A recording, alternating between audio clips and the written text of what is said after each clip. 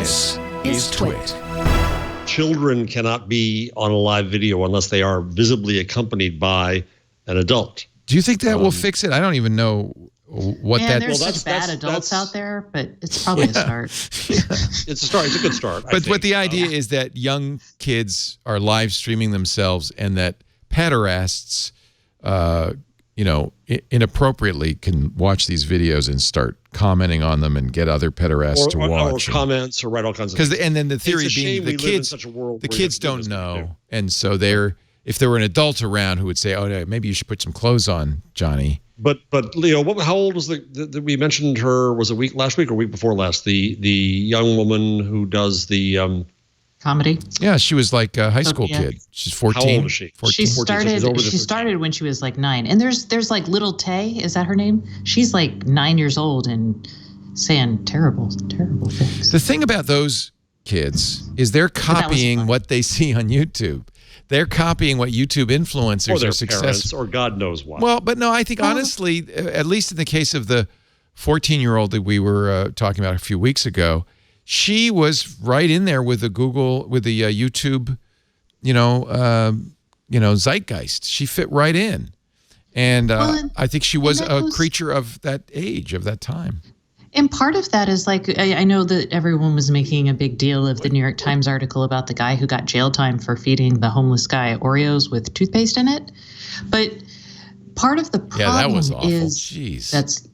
is that all of these are optimizing for views, and people are prurient. Prurient is right. That's what they are. Yes. And if you could optimize instead of for views, and the other thing is, very accurately, it makes Google and YouTube more money when you have more people viewing for longer. But maybe instead of optimizing for engagement and views and thus ad revenue, we optimize for something else. Maybe it's clicks on That's what Google says we're going to start doing is we're not going to just base it on engagement, because clearly that algorithm has failed. What if they didn't do recommendations at all? I don't know. I mean, recommendations. But recommendations are notoriously terrible. But they don't have to be fixed. Well, maybe they do. Maybe that's a hard thing to fix. Well, like if I look for quantum computing videos, for example. But no, that's different. You're doing a search. It's not that initial search I want them to stop. It's the then, after you watch the quantum computing video. Well, that's what I was saying. The next one. So I'm watching a quantum computing video. Right now, everything's optimized for engagement, which means the next highest. Well, what's wrong with you searching for another quantum video rather than Google proposing? Because I'm lazy, and maybe I won't. Well, stop being so lazy. Generally, relevance is a good thing. No, it's because they can't do it well. And because they're picking their recommendations, so they've talked about how Google sends you to longer and longer videos because they want to optimize for more engagement and ad time, right? So maybe you stop picking the longer videos. Maybe you optimize for, maybe in the middle of a video you have people who are watching it. Hey, are you still watching it? And are you learning something? And if I click yes, then that helps you, that helps give you a better recommendation. That's a weight that they use when they're doing that algorithm. Maybe I'm optimistic. I just don't think we need it. When you go look at when you search for quantum computing and you go to read a web page, Google doesn't then put up a sidebar saying, here's 5 other web pages you'd be interested in. No, you search for another page. You continue on. You do a normal thing. When I go to Amazon and I look for a book, I'm grateful that Amazon says here's other books that are related. Because those recommendations are ghastly on Amazon. Did you see how they talked about that? They actually did a thing today at Remars. They talked about how their original recommendation efforts were terrible, and how they worked to improve them. So it was a whole thing on how they tweaked their algorithms. And I wish I could tell you how, but I have not finished reading it. So I guess you could make recommendations better. I think you totally maybe can. Just dump them, because you can. No. You're not you can find the next video. You don't need them to tell you. Then recommendations are. Tell me. No, maybe, I may not find the Slack scientist who is, the top of his field doing this, because maybe, and currently my search recommendations are based on, links in. So what if we create the equivalent of links in, or reputable links into a YouTube video. So maybe if you're a professor at a certain university, maybe that gets you extra points. So your videos on your topic of expertise are, like I would love to get those recommendations from random paleontologists I don't even know if I'm searching for. It'd be for. nice if that worked, but it doesn't. But it could. I watch a nice elephant video, and I get more elephant videos. I get elephants in bikinis. I don't want it. I would want like to see an elephant in a bikini. Don't stop me from my nice elephant video. So here's the recommendations Amazon's giving to me. First thing, bought it. Well, I can imagine. Second thing, bought it. Third thing, bought it. Fourth thing, looked at it, didn't buy it. Fifth thing, looked at it, didn't buy it. Why are you getting an old good Nokia recommendations. phone recommended to you? They're recommendations for stuff I either bought or looked at. This is brain dead. This is not good record. This is not adding anything to my life. That screen shine is good. It works well, by the way. Oh, see, now that's useful if you tell me that. That's good. Yeah, that's good. Yeah, you like that, huh? No, the ones. Oh, the whoosh. Yeah, you know why it's recommending that? I bought a case of it. Oh, my recommendations are awesome. I've got Exhalation by Ted Chiang, totally. And then I've got a whole bunch of books that I've bought for my daughter that make sense. But you already bought them. Why is he recommending something you already bought? That's not a good recommendation. I haven't bought them yet. But I bought a lot of these, and I don't want to buy it again.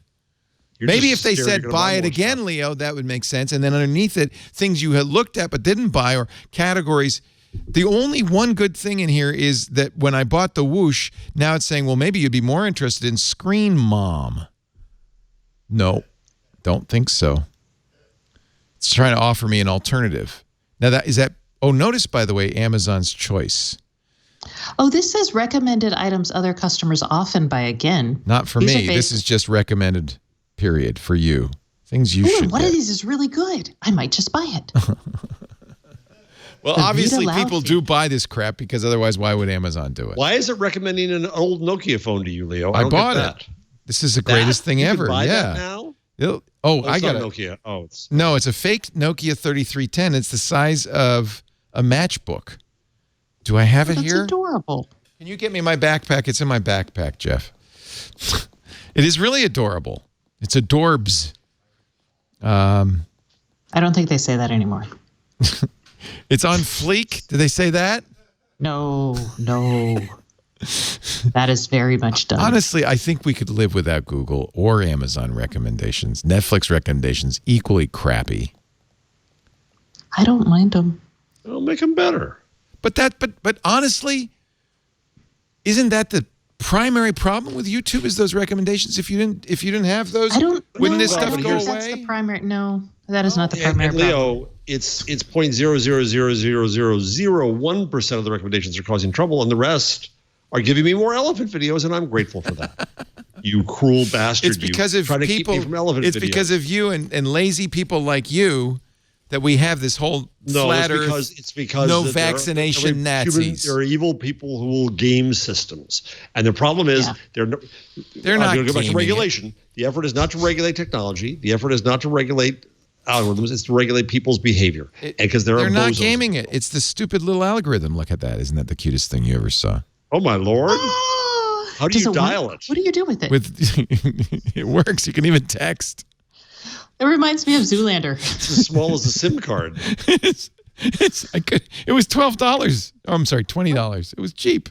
I couldn't resist. So you just pop your SIM card in and you put a SIM card in. Even has room for an SD card. I don't know. Can you see this saying welcome? Can you take a picture? What do you do with it? Just talk and text? Yeah, talk and text. It's a phone. You ever hear of a phone? Oh my goodness.